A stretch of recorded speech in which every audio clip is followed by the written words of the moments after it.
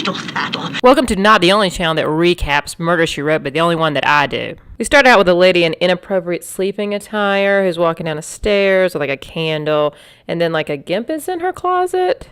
We discover it's a play that Jessica and the gang are like watching, and of course Jessica tells the director everything that's wrong with his play, which is pretty on point, pretty on character. She's doing a little run. Her nephew Grady calls her from New York City and tells her that he gave her like book to his girlfriend, or like he wants this lady to be his girlfriend, not sure. Jessica comes like a bestseller in like a couple of days. She becomes like a super bestseller, and then Grady wants to take her to New York. And he also works for the Chowder King, which is a weird job for him to have. And anyway, she meets him in New York. She meets his little girlfriend who was publishing her book. And she also meets the girlfriend's boss, who instantly takes a liking to Jessica. And he is also like kind of a silver fox, I'd have to say. And Jessica goes on a book tour. And she goes on the radio and the shows and the TV shows. And she's just like lighting up New York City. But she needs to get back to Cabot Cove for sure. She's running through that train station. She's like, gotta get back.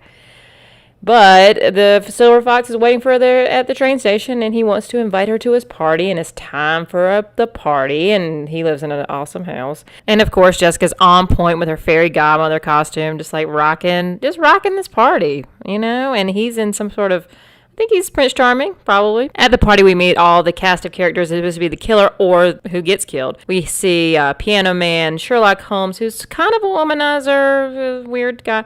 The private detective, the Sherlock Holmes' wife, or also his name is also the Chowder King, and the evil 80s lady.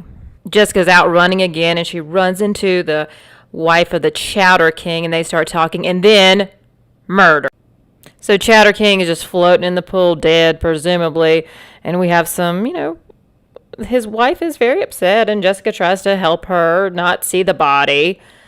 And so we just see Chowder King just floating in the pool, and the bad cop, there's always such terrible cops here on Murder, She Wrote, but the terrible cop comes in, he interviews all the suspects, everybody that was there at the party, and he takes terrible notes while Jessica is like outside, like looking at the crime scene and like, doing his job, basically. That's really the point of the story, is she's always doing their jobs.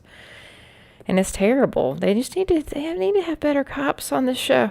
But anyway, he's trying to get his evidence together, and Jessica's trying to help him, and then just then the Chowder King appears. So he's not dead at all. And Jessica and the bad policeman, they're pretty surprised about that.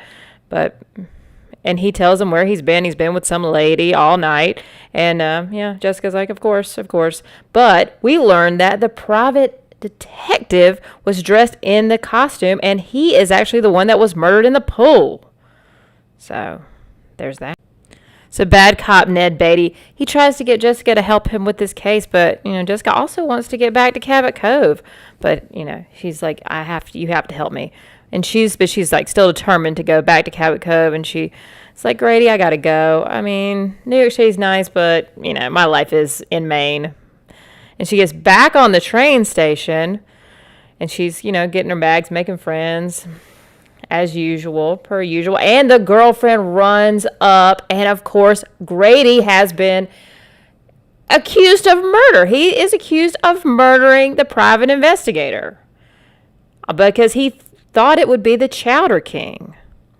But of course, Jessica knows this can't be the case. Grady can't kill anybody. Jessica sees her second suspect, the lady she thinks killed the private investigator, because she thought it was the Chowder King. But then the evil 80s lady, she has a good alibi. She has a rock-solid alibi, so it can't be her. And the police also interviewed her, so it can't be her. And Jessica is baffled at this. Could it be Grady? Probably not. It's probably not Grady. But, we'll see. And after Jessica hears her alibi, she's like, well, it couldn't be her. And we are to be continued on this episode. So my final thoughts on this episode is not a lot on this episode, because it's a two-parter. It's to be continued. I do know one thing, that Jessica's new boyfriend has a great sweater game. And really, we can't get into this episode too much, because we're going to see what the continuation is next week. Did Grady do it? I mean, again, probably not. He shows up a lot later on. like all the time. I could probably do an episode about Grady. We'll see. We'll see what happens in part 2 of this fantastic episode of Murder, She Wrote.